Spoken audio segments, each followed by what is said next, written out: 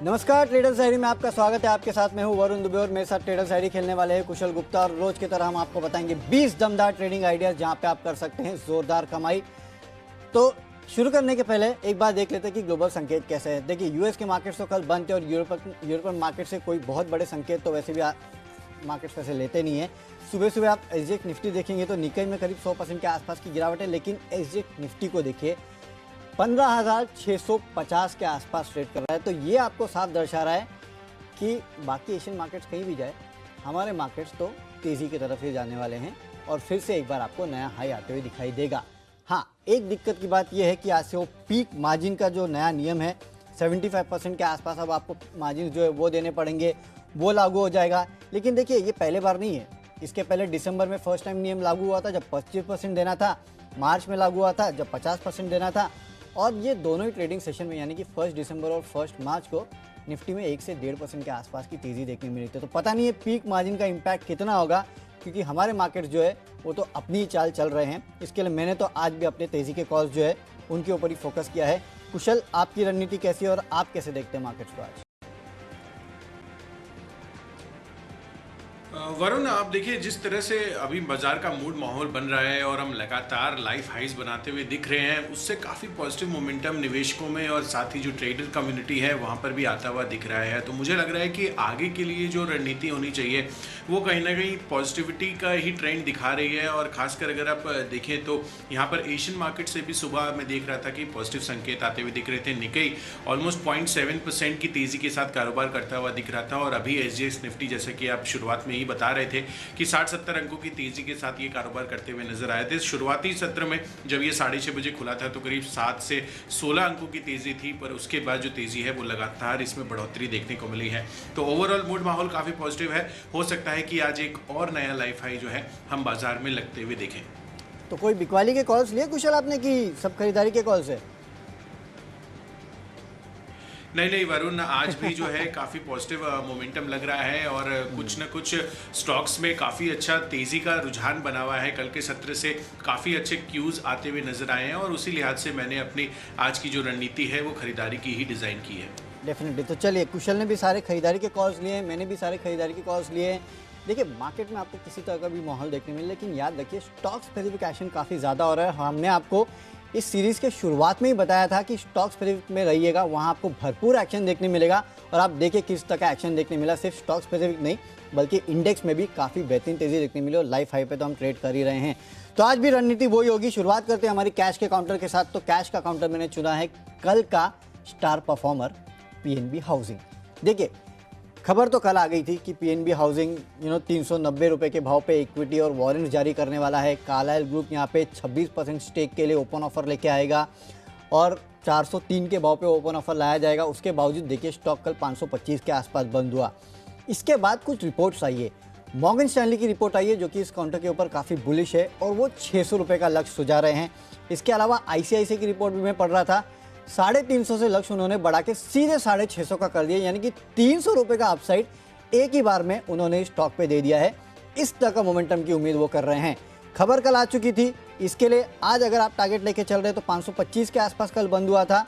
आज 545 का आपको टारगेट रखना है, 515 का स्टॉप लॉस रखना है। स्टॉप लॉस आपको काफ़ी स्ट्रिक्ट रखना है। वैसे तो मेरा कन्विक्शन पूरा है कि आज फिर से आपको एक तेज़ी इस काउंटर में देखने मिलेगी, लेकिन हाँ, क्योंकि कल 20% चला है इसके लिए स्टॉप लॉस स्ट्रिक्ट रखिए। कल मैं देख रहा था कि इसमें पेंडिंग ऑर्डर्स उस 20% के बाद भी काफ़ी ज़्यादा थे, तो मेरे ख्याल से वो पेंडिंग ऑर्डर जो है वो आज फिर खरीदारी करने के लिए आएंगे। और ऐसी बड़ी खबर जब भी आती है ना, तो एक दिन में स्टॉक में मोमेंटम खत्म नहीं होता है, वो आगे भी जारी रहता है। तो मुझे लगता है आज तो चलेगा, इसके बाद भी लगातार ये काउंटर चलेगा। इसके लिए इंट्राडे में तो आप 545 का लक्ष्य लेके चलिएगा इस काउंटर में, लेकिन थोड़ा पोजिशनल भी व्यू बना सकते हैं ना, तो 600 तक का व्यू बना के चलेगा इस काउंटर में।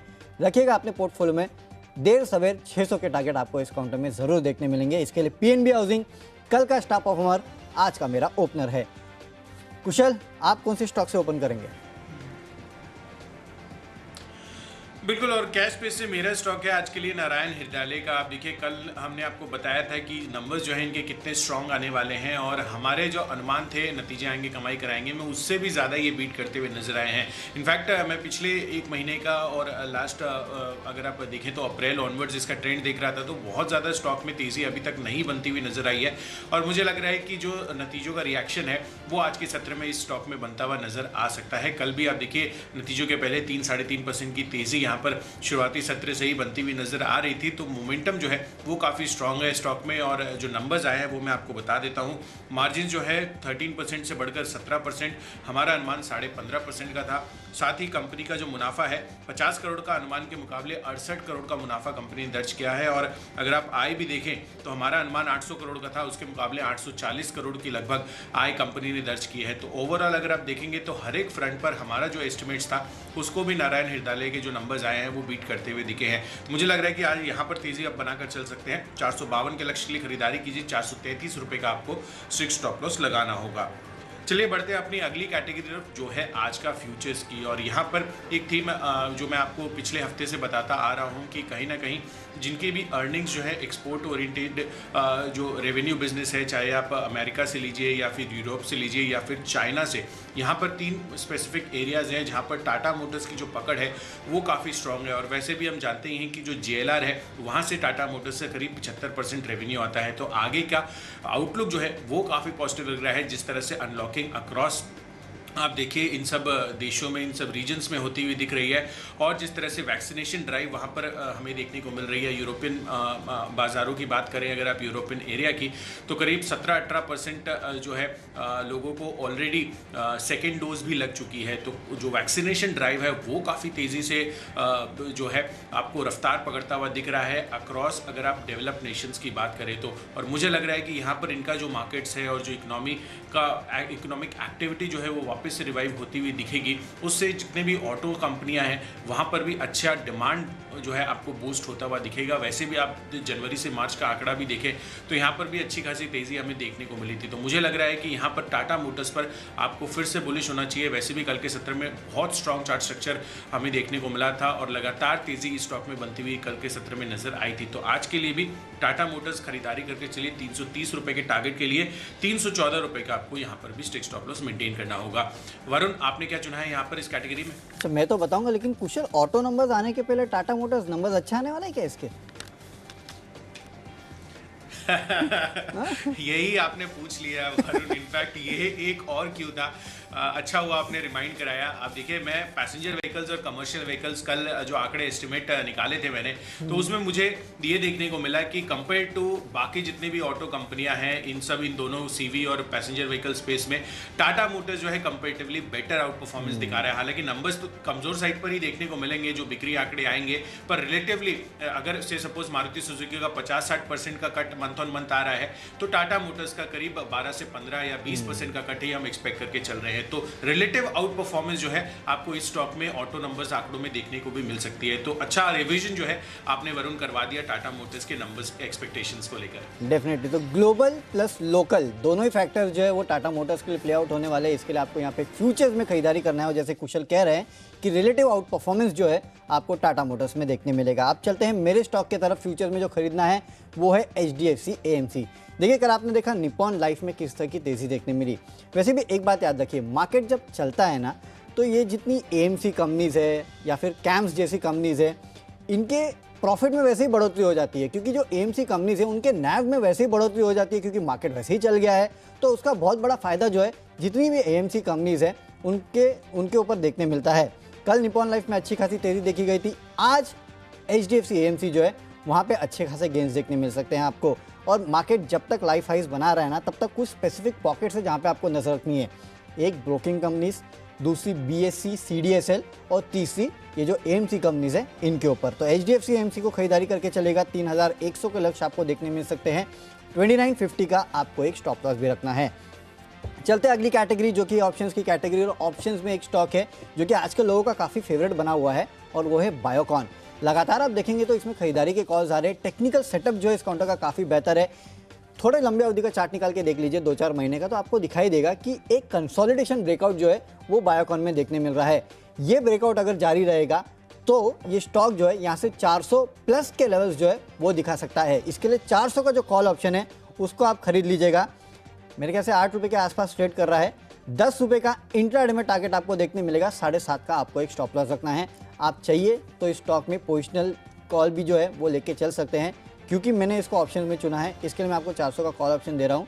अगर आप पोजिशनल कॉल लेना चाहते हैं तो वहाँ भी 400 420 के आसपास के लक्ष्य जो है आपको काउंटर जल्दी दिखा सकता है। टेक्निकली स्ट्रांग नज़र आ रहा है, इसके लिए बाय अकाउंट में खरीदारी करके चलेगा। तो कुशल, आपका ऑप्शंस क्या है? बिल्कुल, मेरा बेस्ट ऑप्शन है आज के लिए आईसीआईसीआई बैंक पर। आप देखिए लगातार यहाँ पर इस स्टॉक में तेज़ी बनती हुई नज़र आ रही है। 540 550 के लेवल से यहाँ पर अच्छी मोमेंटम हमें इस स्टॉक में देखने को मिली है। इनफैक्ट कल के सत्र में भी बाज़ारों में जिस तरह की तेज़ी बनी थी उसमें प्राइवेट सेक्टर बैंकिंग स्पेस से जो आईसीआईसीआई बैंक है वो लीड करता हुआ दिखा था। कहीं ना कहीं आप देखिए 3% की दमदार तेज़ी के साथ यहाँ पर क्लोजिंग आती हुई दिखी थी और ऑलमोस्ट आप देखिए ये मैं अभी देख रहा हूँ 665 रुपये का हाई लगाया था, 662 रुपये की क्लोजिंग है। तो दिन के हाई पॉइंट के आसपास भी यहाँ पर हमें क्लोजिंग देखने को मिली है और मुझे लग रहा है कि बाजार का जिस तरह का मोमेंटम है वरुण, उसमें अगर यहाँ पर तेज़ी में पार्टिसिपेट करना है बैंकिंग स्पेस से, खासकर प्राइवेट बैंकिंग स्पेस से, तो वो सबसे ज़्यादा जो तेज़ी दिखा सकता है आईसीआईसीआई बैंक हो सकता है। जिस तरह से मोमेंटम पिछले कुछ दिनों से, इनफैक्ट पिछले कुछ हफ्तों से जो हमें देखने को मिल रहा है, मुझे लग रहा है कि यहाँ पर अच्छी तेज़ी आज भी बनती हुई दिख सकती है। तो इसमें ऑप्शन ट्रेडिंग करके चलिए। कल के सत्र में तेज़ी हो चुकी है तो ऑप्शन के लिहाज से आप यहाँ पर 21.5 रुपये का प्राइसिंग है, 660 रुपये का कॉल ऑप्शन, 35 रुपये के टारगेट के लिए खरीदारी कीजिए और 16 रुपये का आपको स्टॉप लॉस लगाना होगा।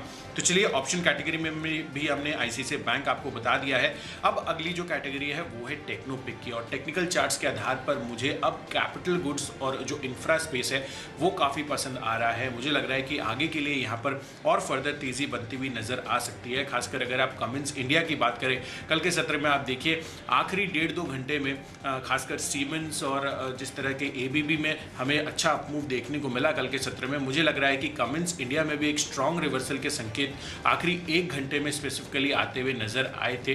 तो मुझे लग रहा है कि ये जो मोमेंटम है कल के सत्र में जो सेकेंड हाफ में हमें कंटिन्यू होता हुआ दिखा था, जो स्टार्ट हुआ था इनफैक्ट, वो आज कंटिन्यू होता हुआ दिख सकता है। तो यहाँ पर आपको नजर रखनी है कमिंस इंडिया पर। 810 रुपये का कॉल ऑप्शन के लिए आप, माफ कीजिए, 810 रुपये के टारगेट के लिए कमिंस इंडिया में आज आप खरीदारी करके चलिए। 778 रुपये का आपको स्टॉप लॉस लगाना होगा। वरुण, आपने क्या चुना है यहाँ पर?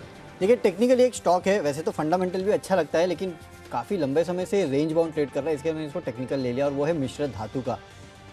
ये स्टॉक एक लंबे समय से 200 के नीचे ट्रेड कर रहा है। अब होता क्या है कि हमेशा ये 200 के आसपास जाता है, वहाँ जाके अटक जाता है, लेकिन उसके पहले के भी कुछ रेजिस्टेंस जोन है इस काउंटर के। 185 के आसपास अगर आप देख लीजिए, 188 के आसपास अगर देख लीजिए तो वहाँ पे अटकता है। उसके बाद 192 के आसपास अटकता है और अभी 192 के आसपास ही ट्रेड कर रहा है। अगर इसने 192 को क्रॉस कर लिया तो अगला लेवल जो इस काउंटर पे आपको दिखने मिलेगा वो है 199। और मैं इस कंपनी के चार्ट देख रहा था, एक रिकवरी जो है निचले स्तर से इस काउंटर में देखने मिल रही है और वो कहीं ना कहीं इंडिकेट कर रही है कि शायद बहुत जल्द ये काउंटर आपको 200 के आसपास के लेवल दिखा सकता है। हालांकि नो डाउट 200 के आसपास जाके फिर अटकेगा। अगर 200 के ऊपर गया तो अगला लेवल 206 का है जो एक काउंटर दिखा सकता है, और उसके बाद 220 और 240 के आसपास के लेवल दिखाएगा। लेकिन कहीं ना कहीं एक बड़ा हैंगओवर है इस काउंटर में ओएफएस का, शायद उसके से काउंटर लगातार अटक रहा है। जिस दिन वो हो जाएगा, पूरा खत्म हो जाएगा मेरे ख्याल से, उसके बाद शायद आपको ये अटकता हुआ दिखेगा भी नहीं कभी। इस तरह की तेज़ी इस काउंटर में आपको देखने मिलेगी। हम लगातार स्टील कंपनीज की बात करते हैं, स्टील में जिस तरह से तेज़ी देखने मिल रही है उसकी बात करते हैं। याद रखिए ये भी स्पेशल क्वालिटी स्टील्स बनाता है और डिफेंस कंपनीज़ के लिए काफ़ी बड़ा काम जो है ये कंपनी करती है। तो स्पेशल कैटेगरी एलॉयज़ बनाने के साथ साथ डिफेंस कंपनीज़ के लिए काम करना और काफ़ी सारे और काम है जो ये कंपनी करती है। मेरे ख्याल से वैसे तो पोर्टफोलियो में रखने लायक स्टॉक है, लेकिन टेक्निकल ब्रेकआउट देखने मिल रहा है। इसके लिए मैं आपको कह रहा हूँ कि जैसे 192 के ऊपर जाए खरीद लीजिए इसको 199 के लक्ष्य के लिए। अगर यहाँ से नीचे जाता है तो आपको एक स्टॉप लॉस रखना है 188 के पास, जो क्योंकि जो पिछला रेजिस्टेंस जोन है या फिर जो आप सपोर्ट बन जाता है वो कहीं ना कहीं 188 का है। तो यहाँ पे आपको एक स्टॉप लॉस भी रखना है। तो मिश्र धातु ये वो टेक्निकल स्टॉक है जहाँ पे आपको आज खरीदारी करके चलना है। चलिए चलते अगली कैटेगरी जो कि है फंडामेंटल स्टॉक, और फंडामेंटली फिर से एक एएमसी रिलेटेड काउंटर है और वो है कैम्प्स का, जो काफ़ी पसंद आ रहा है। स्टोरी तो मैंने आपको शुरुआत में बताई थी जब एचडीएफसी एएमसी की बात कर रहा था कि किस तरह से जब मार्केट नए हाइस बनाता है तब इन कंपनीज़ के जो एनएवीज़ है वो लगातार बढ़ते जाते हैं, और कैम्प्स जो है वो म्यूचुअल फंड इंडस्ट्री के साथ काम करता है, तो उसका फ़ायदा जो है वो कैम्प्स जैसे काउंटर को भी मिलता है। इसके लिए आपको कैम्प्स जो है उसमें खरीदारी करके आज भी चलना चाहिए। 2600 के लक्ष्य के लिए 2450 का आपको स्टॉप लॉस रखना है। तो जब जब मार्केट में तेज़ी आएगी तब तक ये कुछ सिलेक्टिव काउंटर्स है, Nippon life, HDFC AMC, camps, इनको अपने रडार पर रखिए। BSE, CDSL, इनको अपने रडार पर रखिए। इन स्टॉक्स में देर सवेर अच्छी खासी तेज़ी देखने मिलती है। तो फंडामेंटली मुझे कैम्प्स पसंद है। कुशल, आप बताइए। बिल्कुल, तो जिस तरह से वरुण आपका AMCs और कैम्प्स और BSE CDSL पर नज़र बनी हुई है, वहाँ पर मैंने भी एक स्टॉक चुना है, पर वो मैं आपको अगली कैटेगरी में बताऊंगा। पर फिलहाल फंडा पिक के हिसाब से मुझे इंफ्रा स्पेस से ही IRB इंफ्रा काफ़ी पसंद आ रहा है। आप देखिए यहाँ पर आगे के लिए काफ़ी अच्छी तेज़ी बन सकती है। और हाल फिलहाल आप देखिए आज के इनके लिए खबर आती हुई दिखी है कि HDFC म्यूचुअल फंड जो है उन्होंने यहाँ पर खरीदारी की है करीब 24 लाख शेयरों की, almost 25 lakh, 24.8 to be precise, यहाँ पर 111 रुपए के प्राइसिंग पर। तो मुझे लग रहा है कि यहाँ पर अगले 6 महीनों की अवधि आपको बनाकर चलनी चाहिए। वैसे भी जिस तरह से अभी अगर आप इंटरेस्ट रेट को देखें तो ऑलमोस्ट रिकॉर्ड निचले स्तरों पर देखने को मिल रहे हैं। और उसमें जितनी भी कंपनियां आप देखिए, हर एक कंपनी का मेजरली, इनफैक्ट मैंने आपको कल भी ये बताया था कि उनकी ओवरऑल जो कैपेक्स इन्वेस्टमेंट्स है वो अब वापस से बढ़ती हुई नज़र आ रही है। और जिस तरह के इंटरेस्ट रेट्स है अभी, उनके लिए भी काफ़ी फ़ायदा है लोअर इंटरेस्ट रेट्स पे अपनी जो पूंजी जुटाकर फर्दर कैपेक्स बढ़ाएं। और आगे के लिए जो ग्रोथ ट्रेजेक्ट्री है वो क्लियरली इंडिकेट कर रही हैं कि इनके लिए भी काफ़ी पॉजिटिविटी बन सकती है, क्योंकि यहाँ पर इनकी जो ऑर्डर बुक है वो फर्दर सिग्निफिकेंटली इंक्रीज होने की संभावना नज़र आ रही है। तो जितने भी कैपिटल गुड स्पेस के स्टॉक हैं, जो इंफ्रा के स्टॉक्स हैं, जो कंस्ट्रक्शन रिलेटेड प्रोजेक्ट्स लेती हैं, वहाँ पर आपको नज़र रखनी है आगे 3 से 4 महीनों के लिए स्पेसिफिकली अगर आप बात करें, क्योंकि मोमेंटम और जिस तरह के सेंटिमेंट बने हुए हैं इन सब स्पेसेस में, मुझे लग रहा है कि अब ये एक अगली थीम हो सकती है जहाँ पर आपको नज़र रखनी है। तो कमेंट्स इंडिया के साथ साथ फंडा पिक में IRB इंफ्रा आपको नज़र रखनी है। पॉजिटिव फंड एक्शन है। 6 महीनों की अवधि के लिए आपको 140 रुपए के लक्ष्य हासिल होते हुए दिख सकते हैं। तो चलिए, फंडा पिक तो मैंने आपको बता दी। अब बढ़ता हूँ अगली कैटेगरी की तरफ, जो है इन्वेस्टमेंट पिक। वरुण आपको कैम्स बता चुके हैं, फिर उसके पहले HDFC AMC भी उन्होंने फ्यूचर्स में दिया है। और यहाँ पर कल के सत्र में जिस स्टॉक में तेजी बनी थी, निपॉन लाइफ एसेट मैनेजमेंट, यहाँ पर आपको लंबी अवधि के लिए निवेशित रहना है, क्योंकि जिस तरह का बाजार का मूड माहौल है, जो मोमेंटम है, तर्क आपको वरुण ने ऑलरेडी एक्सप्लेन कर दिया है। तो इनके लिए भी सेंटिमेंटली आगे के लिए जो ट्रेजेक्ट्री है ग्रोथ वाइज, जो NAV वाइज, वहाँ पर काफ़ी पॉजिटिविटी हमें नज़र आ रही है। और मुझे लग रहा है कि यहाँ पर भी आपको 6 महीने का होल्डिंग पीरियड रखना चाहिए और करीब करीब 480 रुपये के लक्ष्य इसमें भी हासिल होते हुए दिख सकते हैं। वरुण, आपने क्या चुना है यहाँ पर? ओके, मैंने एक स्टॉक चुना है और इस स्टॉक का नाम है नेशनल पेरोक्साइड। ये स्टॉक आपको NSE में नहीं मिलेगा, ये स्टॉक आपको BSE में मिलेगा। सबसे पहले तो ये बता दूं। और इसमें मेरा लक्ष्य जो है 2900 का है 4 महीने के लिए, जो कि स्टॉक का 52 वीक हाई भी है। लेकिन इस काउंटर का लाइफ हाई अगर आप देखेंगे तो 4000 के ऊपर का लाइफ हाई जो है इस काउंटर ने बनाया था। अभी देखिए स्टॉक मुझे पसंद क्यों आता है, सब दो है, टेक्निकल और फंडामेंटल, दोनों रीज़न है। टेक्निकल अगर आप देखेंगे तो जनवरी 2020 से जनवरी 2000 या फरवरी 2021 तक अगर आप देखेंगे तो स्टॉक एक कंसोलिडेशन रेंज में था। 2000 के आसपास ही ट्रेड करता था, 2000 या 2100, उस रेंज को ब्रेकआउट देने के लिए तैयार ही नहीं था ये काउंटर। लंबे समय बाद इस काउंटर ने उस रेंज को ब्रेक किया है और अब करीब 2500 के आसपास ट्रेड कर रहा है। तो पहले एक बड़ा ब्रेकआउट जो है इस काउंटर में देखने मिल रहा है, उसके चलते आपको खरीदारी करना है। दूसरा, अगर आप देखेंगे तो फंडामेंटली ये एक वाडिया ग्रुप कंपनी है, तो प्रमोटर्स अच्छे हैं। और ये कंपनी दरअसल हाइड्रोजन पेरोक्साइड, सोडियम पेरोबोरेट और काफ़ी सारा कंप्रेस हाइड्रोजन गैस जो है वो बनाने का काम करती है। और सबसे मेन प्रोडक्ट जो है जिसके ऊपर मेरा फोकस है वो हाइड्रोजन पेरोक्साइड है। अगर आप इस कंपनी की वेबसाइट जाके खोल के देखेंगे तो आपको पहले ही दिखेगा कि हाइड्रोजन पेरोक्साइड का जो इस्तेमाल है वो डिसइंफेक्टेंट स्प्रे जो है उसमें होता है। और ये कंपनी जो है ऑलरेडी सरकार से बात कर भी रही है कि इसका इस्तेमाल किया जाए। चाइना और US में ऑलरेडी हाइड्रोजन पेरोक्साइड जो है उसका इस्तेमाल डिसइंफेक्टेंट स्प्रे में किया जाता है और ये ऑलरेडी काफ़ी सारे लोगों को ये सप्लाई कर चुके हैं। करीब 34,000 किलो के आसपास हाइड्रोजन पेरोक्साइड जो है ये सप्लाई कर चुके हैं डिसइंफेक्टेंट के लिए। इसके अलावा हाइड्रोजन पेरोक्साइड का इस्तेमाल होता है खासकर पेपर इंडस्ट्री में। और आपको याद होगा कुछ समय पहले हमारे यहाँ पेपर इंडस्ट्री के मैनेजमेंट भी आए थे और उन्होंने कहा भी था कि आगे पेपर की डिमांड जो है वो काफ़ी बेहतर नज़र आ रही है। तो ये सारे फैक्टर्स है जिसके कारण मुझे लगता है कि आगे चल के आपको इस काउंटर में अच्छी खासी तेज़ी देखने मिलेगी। वैसे भी डेट फ्री कंपनी है, वाडिया ग्रुप कंपनी है, तो कोई प्रॉब्लम है नहीं। 2900 के इनिशियल लेवल्स के लिए आप यहाँ खरीदारी करके चलिएगा, क्योंकि एक बेहतरीन टेक्निकल सेटअप देखने मिल रहा है। एक बार वो लेवल आ जाए फिर मैं आपको बताऊँगा कि आगे आपको और कितनी तेज़ी इस काउंटर में देखने मिल सकती है। तो एक बेहतरीन काउंटर है, फंडामेंटली भी टेक्निकली भी यहाँ पे खरीदारी करके चलेगा। चलते हमारी अगली कैटेगरी जो कि है खबरों के दम पर। कुशल, आप बताइए।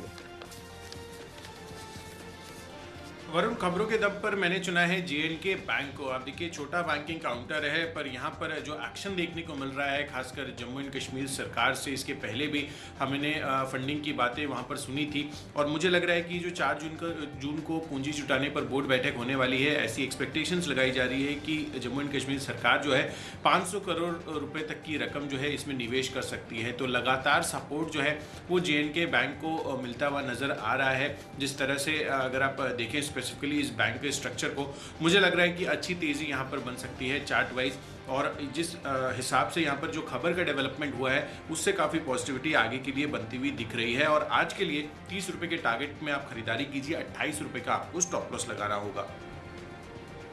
जम्मू एंड कश्मीर बैंक यहाँ पे खबरों के दम पे आपको खरीदारी करना है। मेरे तरफ से जो स्टॉक आ रहा है खबरों के दम पे वो है सोलारा एक्टिव फार्मा।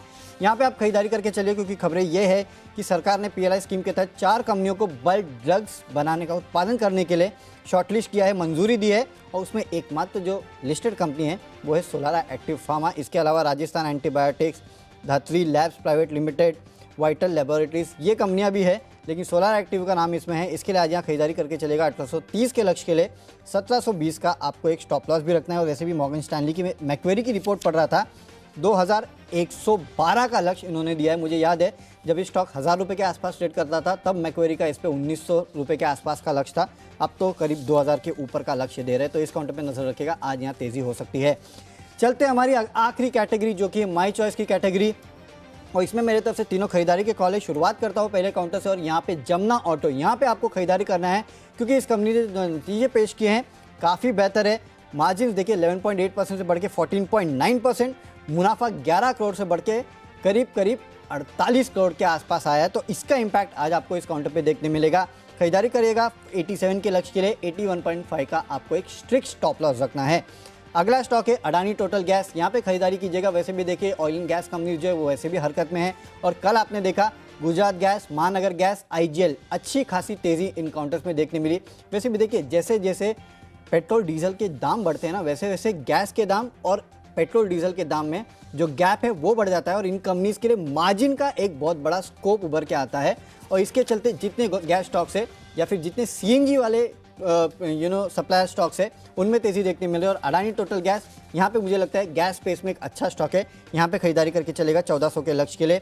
सबसे आखिरी में रेडिको खैतान, यहाँ पे खरीदारी करना है आपको। आज नतीजे आने वाले हैं और साल दर साल अगर आप देखेंगे तो इस कंपनी के नतीजे बेहतरीन रहने वाले हैं, अच्छी खासी ग्रोथ देखने मिलेगी। इसके चलते पहले ही खरीदारी कीजिएगा 635 के लक्ष्य के लिए 600 रुपये का स्टॉप लॉस रखना है। ये जो ट्रेड है ये नतीजे आने के पहले का है, नतीजे के आने के बाद देखेंगे क्या करना है, उसके पहले का ये ट्रेड है, तो यहाँ पे खरीदारी आपको करना है।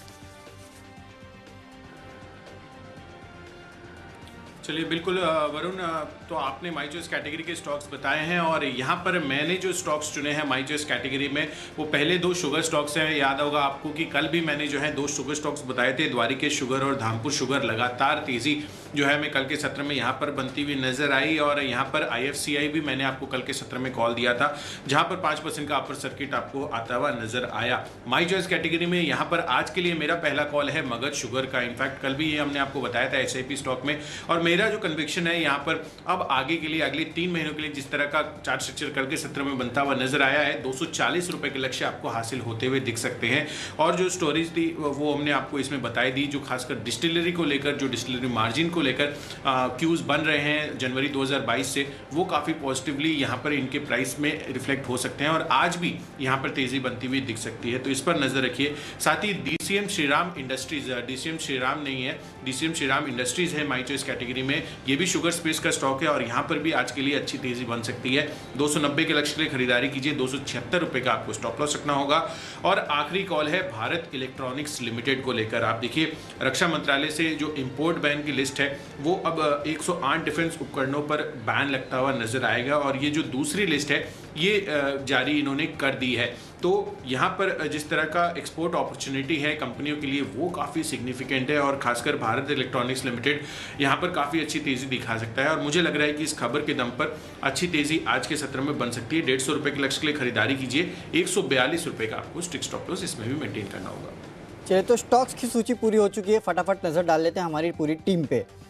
कैश का काउंटर जो मुझे पसंद है वो है PNB हाउसिंग। आज एक फॉलोअप बाइंग देखने मिल सकती है, लेकिन स्ट्रिक्ट स्टॉप लॉस आपको रखना है 515 का। फ्यूचर्स में HDFC AMC खरीदेगा। ऑप्शंस बायोकॉन का 400 का कॉल ऑप्शन खरीदना है। टेक्निकली मिश्र धातु पसंद आता है। फंडामेंटली कैम्स का काउंटर पसंद आता है। 2600 के लक्ष्य आपको देखने मिल सकते हैं। निवेश करना है नेशनल पेरोक्साइड में। फंडामेंटली और टेक्निकली अच्छा लगता है, इसके लिए 2900 के लेवल्स के लिए यहाँ खरीदारी करके चलेगा। खबरें हैं सोलारा एक्टिव में, यहाँ पे खरीदारी करना है। माई चॉइस में जमुना ऑटो, अडानी गैस और रेडिको खैतान, ये तीनों ही काउंटर्स है जहाँ पे आपको खरीदारी करना है। और आज का मेरा बेस्ट पिक एक थोड़ा लॉन्ग टर्म पिक है और वो है नेशनल पेरोक्साइड, जहाँ पे आपको खरीदारी करके चलना है। अगले 4 महीनों में 2900 के आसपास के लेवल जो है ये काउंट आपको दिखा सकता है। चलिए, कैश स्पेस में नारायण हृदयालय अनुमान से बेहतर नतीजे आते हुए दिखे हैं, तो 442 के लक्ष्य के लिए यहाँ पर खरीदारी कीजिए। साथ ही टाटा मोटर्स पर फोकस रखिए, चार्ट स्ट्रक्चर बेहद मजबूत लग रहा है।